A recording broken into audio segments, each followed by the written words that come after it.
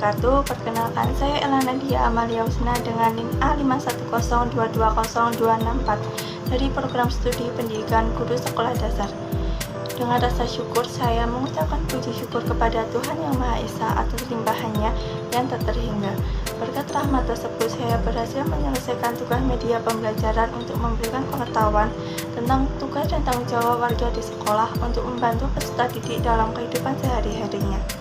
Tak lupa saya menyampaikan kata pengantar sebagai ucapan terima kasih atas dukungan dan bimbingan yang saya terima selama proses pembuatan media pembelajaran ini. Semoga hasil karya saya dapat memberikan manfaat dan menjadi tambahan wawasan bagi yang menggunakan.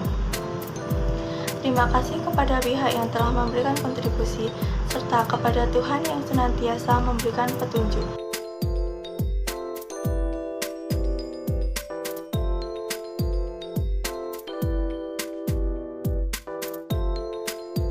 Sebelum masuk ke materi, hari ini kita akan mempelajari ilmu pengetahuan alam dan sosial tentang peran dan tanggung jawab sebagai warga sekolah.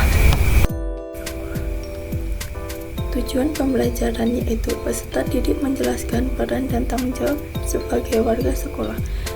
Kedua, menyadari juga mengimplementasikan kewajiban sebagai warga sekolah. Yang ketiga, untuk menjelaskan dan memahami siswa tentang berbagai bentuk interaksi sosial yang dapat terjadi di sekitar tempat tinggal dan sekolah. Sekolah merupakan sebuah tempat atau bangunan yang digunakan kegiatan guna belajar mengajar. Peran merupakan fungsi yang dijalankan oleh seseorang dalam suatu konteks tertentu. Tugas sebagai warga sekolah yaitu hadir ke sekolah, belajar dengan giat, mengerjakan tugas, sopan dan berperilaku baik, patuhi aturan sekolah, dan menjunjung nilai-nilai positif. Sebagai warga sekolah yaitu mematuhi aturan dan tata tertib di sekolah, menghormati para guru beserta pegawai sekolah, merawat dan menjaga kebersihan lingkungan dan sekolah, menjunjung sikap toleransi dan saling menyayangi. Adapun interaksi di lingkungan sekolah. Nah, apa itu interaksi sosial? Interaksi sosial adalah hubungan timbal balik berupa aksi saling mempengaruhi antara individu dengan individu, individu dengan kelompok, dan antar kelompok. Contoh nyata dari interaksi sosial adalah kerjasama tim sepak bola dalam sebuah pertandingan, debat calon presiden tawar-menawar antara pembeli dan penjual, dan guru yang mengajar muridnya di kelas. Syarat interaksi sosial ada dua, yaitu yang pertama kontak sosial, yang kedua ada komunikasi. Kontak sosial adalah keterlibatan antara seseorang dan individu lain atau antar kelompok. Kontak sosial memiliki sifat berikut. Yang pertama, kontak sosial dapat bersifat positif ataupun negatif. Kontak sosial dapat bersifat primer dan sekunder. Apa itu arti komunikasi? Komunikasi adalah suatu proses dalam menyampaikan pesan dari penyampai pesan kepada penerima pesan.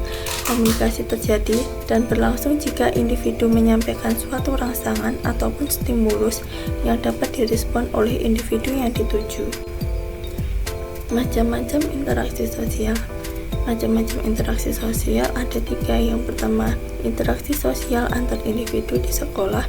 Yang kedua, interaksi sosial antara individu dan kelompok sekolah. Yang ketiga, interaksi antar kelompok di sekolah. Bentuk-bentuk interaksi sosial. Bentuk-bentuk interaksi sosial ada dua macam. Yang pertama, interaksi sosial asosiatif dan interaksi sosial disosiatif. Nah, siapa sajakah yang berperan sebagai warga sekolah itu? Yang berperan dalam warga sekolah yaitu ada kepala sekolah, guru, murid, dan karyawan sekolah ataupun petugas pembersih. Nah, dari materi yang telah disampaikan, apakah ada yang kurang jelas ataupun masih ada yang kesulitan? Dari materi tersebut, mari kita merefleksi. Yang pertama, materi apa yang sudah kalian pahami, materi apa yang belum kalian pahami, dan masihkah kalian kesulitan dalam mempelajari materi tersebut?